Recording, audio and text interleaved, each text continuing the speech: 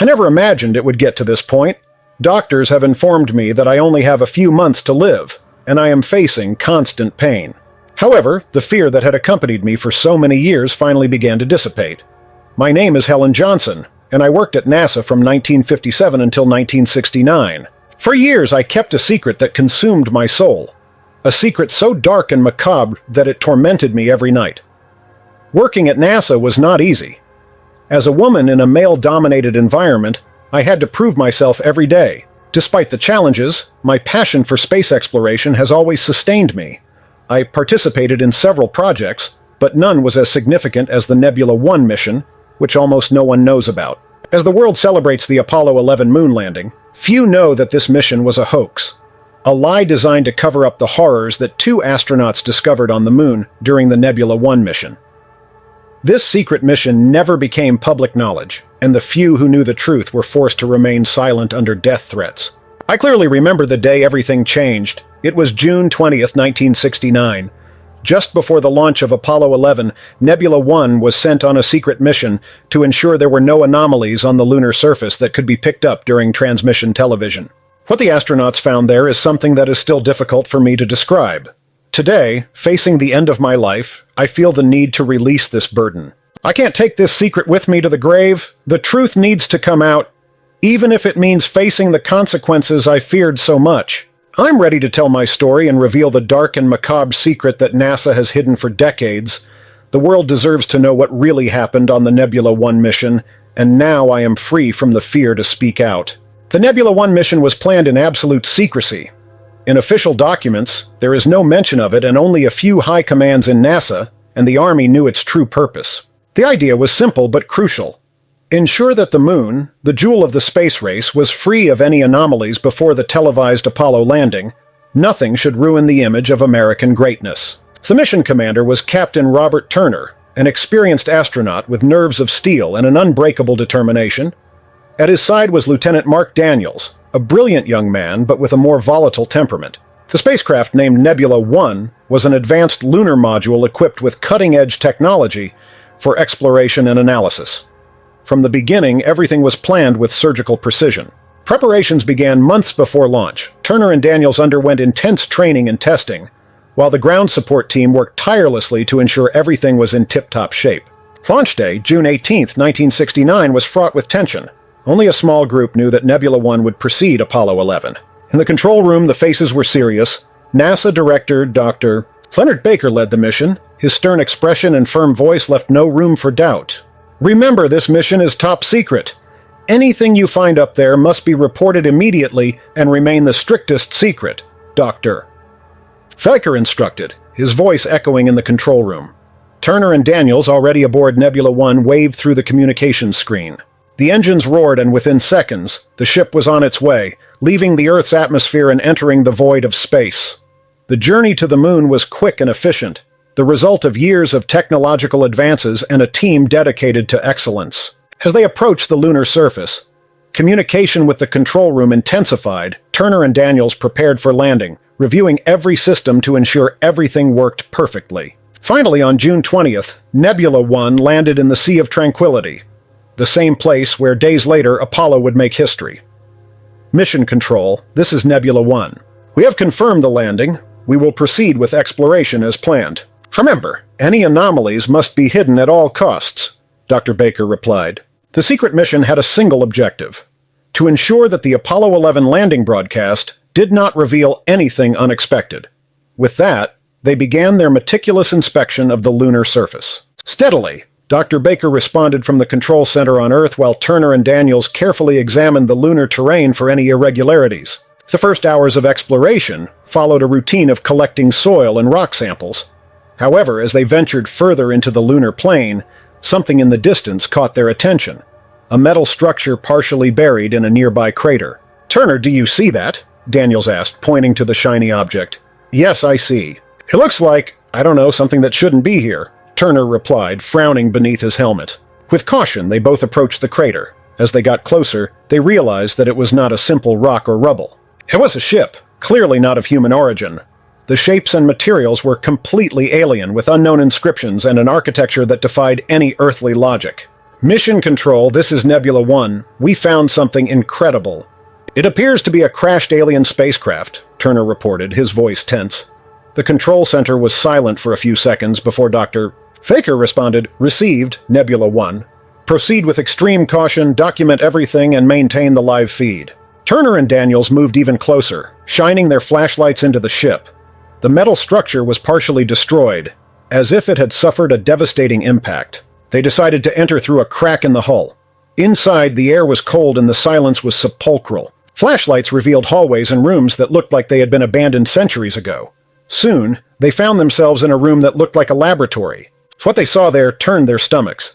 Aliens and humans in ancient clothing, all preserved without decomposition, were lined up on laboratory tables. Their bodies were open and exposed as if they had been the subject of grotesque experiments. Some were mutilated, with extremities and organs scattered around the room. In incubators, fetuses of hybrid creatures floated in amniotic fluid. Their forms were a mixture of human and alien features. "Oh God, what the hell is this?" muttered Daniels, his voice shaking. "I don't know, but we have to document everything," Turner replied, trying to remain calm. He pulled out a camera and began filming the scene, focusing on every macabre detail. "We're inside the ship. There are bodies, human and alien experiments," Turner said, his voice echoing in the silence of the laboratory.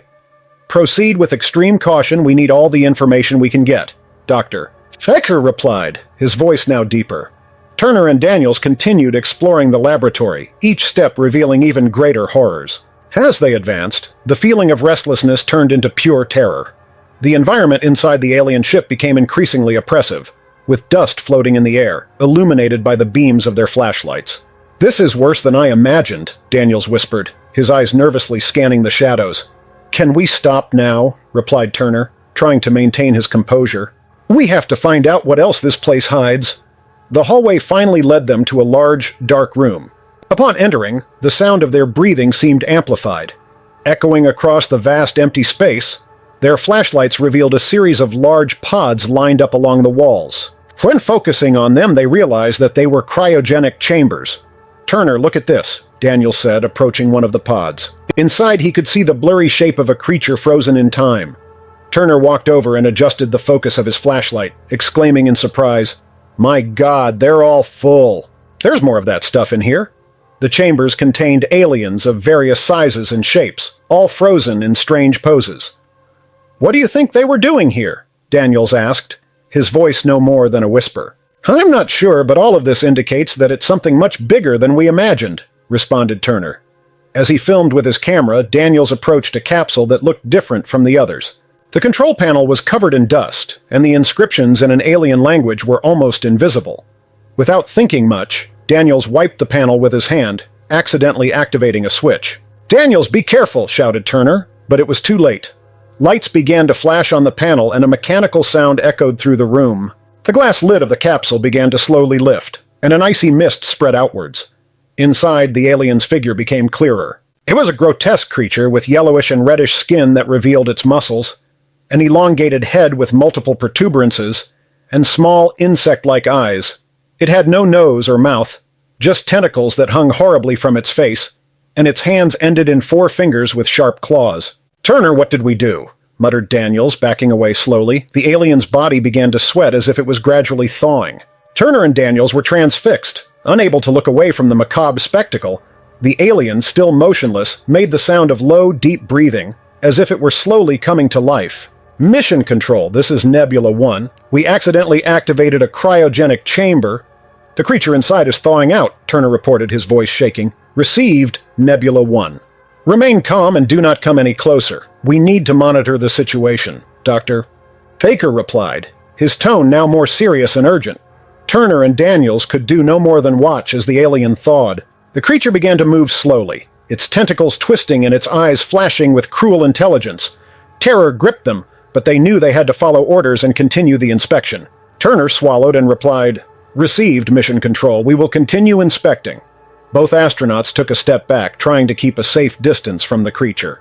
Meanwhile, on Earth, the situation in the control room became increasingly tense. A group of soldiers, led by General Richard Harris, burst into the room. His imposing presence generated respect and fear in equal measure. Everyone out of here except the monitoring team, General Harris ordered, his voice firm and authoritative. The technicians and scientists hesitated for a moment before complying, leaving only 5 people in the room, including Dr. Baker. "General, what's going on?" asked one of the technicians nervously. "This has become ultra-classified in nature. Someone must know what we're looking at here," Harris responded, moving to the front of the room and taking control. "Mission Control, this is General Harris. Listen carefully, you must move this alien body to your ship. I repeat, you must move this body," Harris ordered. Turner and Daniels exchanged looks of disbelief. "Are you crazy? We can't move you, it's dangerous," Daniels whispered. But Turner raised his hand to silence him. "General, this is Turner. If we're not sure it's safe to move him, the creature is thawing," Turner reported, his voice controlled but tense. "Turner, this is a direct order. If you don't obey, we will leave you there." "You have no choice," Harris replied with a coldness that made Turner shiver. Turner sighed. "Understood, General. Let's try with extreme caution." Turner approached the creature. Daniels, visibly shaking, followed him. Just as Turner was preparing to lift the body, a sharp chirp resounded in the room. The creature opened its small, glowing eyes, focusing on Turner. Before he could react, a tentacle shot out and wrapped itself around his arm. "Daniels!" he shouted, instinctively stepping back. Turner froze, his eyes wide with terror. The creature made a guttural sound, and suddenly Turner went still, his head bowed. Daniels tried to call out to him, his voice cracking with panic. "Turner, we have to get out of here, come on!" But Turner didn't respond. After a few seconds of unbearable tension, he slowly raised his head. His eyes completely white, lifeless, and a voice came out of his mouth that didn't belong to him. "We shouldn't do that." Daniels stepped back, his mind struggling to comprehend what he saw. "Turner," the creature now speaking through him, continued, "I am Zabro, leader of this ship. I come from the planet Tengri, in Galactic Sector 56, Solar System F-142. "Mission Control, something's wrong, Turner," muttered Daniels, unable to articulate in the control room. General Harris watched carefully, determined to keep the situation under control, regardless of who or what he was facing. Responding calmly while still using Turner's body, Sabro explained that the bodies of humans and other creatures were his experiments. They were trying to repopulate a fertile planet by creating hybrids to enhance their species' DNA. The revelation left the room silent, while everyone digested the gravity of the situation. Daniels, struggling to find some humanity in his possessed companion's eyes, asked in a shaky voice, "How did you guys get here?" Sabro explained that they had had an accident when they were hit by an asteroid while leaving Earth's orbit and were forced to make an emergency landing on that satellite, where they were ordered to cryogenically. Supporting himself with difficulty, Daniels asked the last question that had been tormenting him. "How long has it been since then?" Sabro hesitated, his white eyes blinking. "I don't know." "What year is it in your world?" "It's 1969, Daniels replied. The answer triggered an explosion of fury in Sabro. "Impossible! Thousands of years have passed since our accident on this detestable satellite. They never came to rescue us. They left us to die here." Sabro's voice rose in a scream of pure fury and despair. Before Harris could react, Turner's body began to shake violently. His white eyes opened wide, and an inhuman scream escaped his throat. Footage showed Turner's head swelling grotesquely before exploding in a shower of blood. The sound was deafening and the scene horribly graphic. "No, Turner!" shouted Daniels, still in the ship, recoiling in horror at the sight. General Harris and the others in the control room were stunned. "My God," muttered one of the technicians as the general tried to regain his composure. "Daniels, you have to get out of there right now," Harris ordered, but his voice barely contained the panic. With supreme effort, Daniels pushed himself down the hallway, trying to escape the scene of horror. Zero gravity made his movement slow and clumsy, increasing his desperation. However, an invisible force paralyzed him in place. His breathing was rapid and shallow. Panic gripped him as he desperately tried to move his extremities. Without success. The camera, which had been his only witness and link to Earth, slipped out of his hands, slowly falling towards the floor of the ship. As he fell, the camera captured the final scene of unspeakable horror. Daniels motionless, his eyes wide and his mouth forming a silent scream.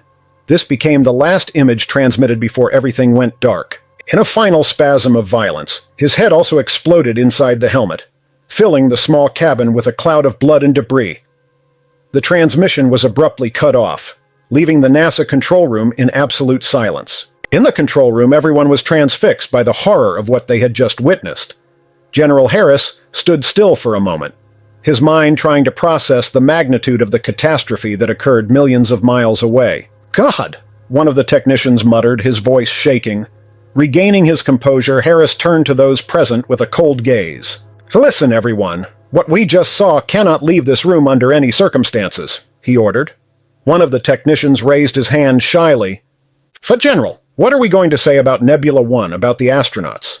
Harris responded firmly, "We will make up a story, an equipment malfunction, an explosion, anything. But the truth must be buried." Dr. Baker nodded slowly. "The records, the transmissions, everything will be confiscated and turned over to a secret CIA agent known as the Sentinel. Otherwise, you will be sworn to remain absolutely silent about this," ordered Harris, looking each person in the eye to ensure that they understood the gravity of his words. "Yes, sir," we all responded in unison, knowing we had no other choice. The decision to cover up the truth became a burden that everyone in that room would carry for the rest of our lives. NASA's control room has become the center of an unprecedented covert operation. General Harris, now responsible for the cover-up, assembled a team of high-ranking officers and scientists to devise the plan. "So we must act quickly. There can be no trace of what really happened to Nebula 1, Harris declared with unquestionable authority. "So Apollo will go ahead as planned, but it will be a simulation. We need a perfect scenario that fools the entire world." Beside him, Dr. Baker, sitting on the right, agreed. "Do we already have a place to assemble?" "Yes, we have a recording studio in Nevada. It's isolated and safe," Harris responded. The production team was already on its way. It was essential to recreate every detail of the lunar landing so that there would be no doubt. The recording studio was transformed into a lunar setting with meticulous precision. Technicians, engineers, and special effects experts worked tirelessly to make sure everything was perfect. The rocks, the dust, the lunar module, every element was carefully designed to replicate exactly what the world expected to see in the Apollo 11 broadcast. We who knew the truth lived under constant surveillance.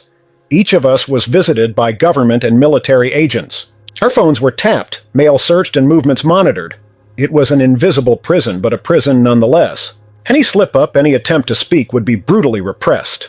The day of the simulation arrived, and everything went according to plan. The broadcast of the Apollo 11 landing was an absolute success. The United States celebrated this historic feat, while the men behind the curtain ensured that no detail escaped scrutiny. Neil Armstrong and Buzz Aldrin, oblivious to the true horror that had been covered up, became global heroes. "Mission control here. Eagle." "The Eagle has landed," Armstrong's voice echoed across the televisions in millions of homes, and the world erupted in jubilation. Man had finally reached the moon. Watching the mission from my home, I felt a mixture of relief and despair. I knew the world didn't know the truth. But I also understood that my silence was a burden that I would have to carry until the end of my days. The events in Nebula 1, the threats and the cover-up were a burden that would never go away. Government surveillance continued relentlessly. We lived the rest of our lives under a constant shadow, knowing that any attempt to reveal the truth would be immediately crushed. But now, facing a terminal illness, the fear that once paralyzed me has begun to dissipate. I have lived with this burden for too long, and I know I can no longer remain silent. The truth must be revealed, even if it is the last thing you do. By revealing what really happened, I hope we can learn and prevent future horrors. The cover-up protected us, but it also condemned us to live with a lie. With these words, I hope to find some relief in my final days. The truth is out there, and now it's the world's responsibility to decide what to do with it. Despite the weight of accumulated lies, my final days were filled with an urgency for clarity and truth. I decided that I would not only reveal what I knew, but also document every detail in a comprehensive report, intended to be my last and most significant contribution.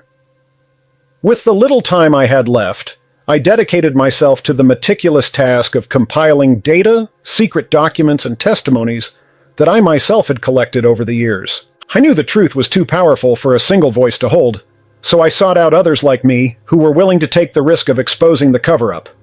In the shadows of my activities, I felt the constant presence of government surveillance. Agents who once presented themselves as protectors of national security now watched me with inquisitive, menacing gazes. Each encounter with these agents heightened my sense of danger, but also strengthened my resolve. So I managed to make contact with an investigative journalist whose reputation for uncovering conspiracies was well known. At our clandestine meeting, I handed him a copy of the report, begging him to get the information out to the public when I was no longer here to defend the cause. "Make it matter," I said, handing him a flash drive containing irrefutable evidence. "Do not let our fears and sacrifices be in vain." The journalist, visibly affected by the seriousness of the material, assured me that he would take all necessary measures to investigate further and publish the truth. He understood the risks involved and the magnitude of the responsibility he now carried. Meanwhile, in my moments of solitude, I reflected on the repercussions of what was about to happen. I knew that the revelation would cause shocks and debates around the world.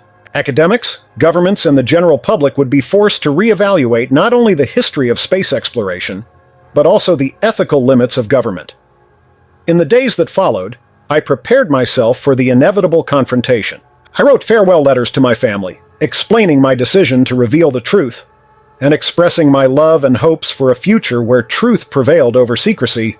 I also contacted an attorney to ensure my wishes were carried out as planned after I left. Finally, as my health deteriorated, I felt a strange peace, a relief that I no longer had to carry the weight of the secret. I spent my last days at home, surrounded by photos of happier times and books that always brought me comfort. And then one peaceful autumn morning, while the world still slept, my struggle came to an end. My last thought was one of hope, that the truth would illuminate the shadows that had hidden so many realities for so long, that it would bring justice to the forgotten and ignored, and that it would somehow restore integrity to those who, like me, were once sworn to protect secrets but found the courage to reveal the truth. The impact of my revelation would be felt in the days, months, and years to come, echoing as a constant reminder that the truth, however painful, possesses an inherent power that, once released, seeks the light with the inevitability of dawn. After I left, the truth I had saved and finally shared began to spread like waves after a stone was thrown into a still lake. The journalist kept his promise, publishing a series of detailed articles based on the documents and evidence I had given him. The story quickly gained traction, being shared on social media, debated on news programs, and discussed in academic forums. The impact was immediate and profound. As the revelations unfolded, a shockwave ran through the scientific community and the general public. People around the world began to question not only the official narratives of the history of space exploration, but also the integrity of the government institutions involved. Advocacy groups were formed demanding more transparency and government oversight. The discussions incited a global movement for a new era of openness and honesty in government and scientific operations. Schools and universities have introduced new courses focused on ethics in science and technology. Inspired by the courage to bring the truth to light, books were written, documentaries were produced, and the story of Nebula 1 became a case study in the consequences when secrecy trumps ethical responsibility. The revelation also sparked a personal reevaluation among many who read the story. Individuals from around the world shared their reflections on the importance of integrity, courage, and personal responsibility. Many expressed gratitude for having their eyes opened to realities often hidden behind the veil of secrecy. Now, at the end of this narrative, I would like to invite each of you to subscribe to the channel, if you haven't already done so. Leave a like if you found value in this story, and comment below what you thought of this revelation and how it changed or reinforced your views on truth and transparency. Your opinion is essential for us to continue producing content that not only informs, but also inspires reflection and action. Finally, I ask you to share this story. Discuss with friends, family, and colleagues. May the lessons contained here serve as a reminder of the power of truth and the constant need to seek greater integrity in all our institutions. This account is not just about the past. It is a light guiding us to a future where, we hope, such mistakes will not be repeated. May the courage to face difficult truths inspire each of us to act with greater awareness and responsibility in our own lives. Thanks for watching, and see you next time.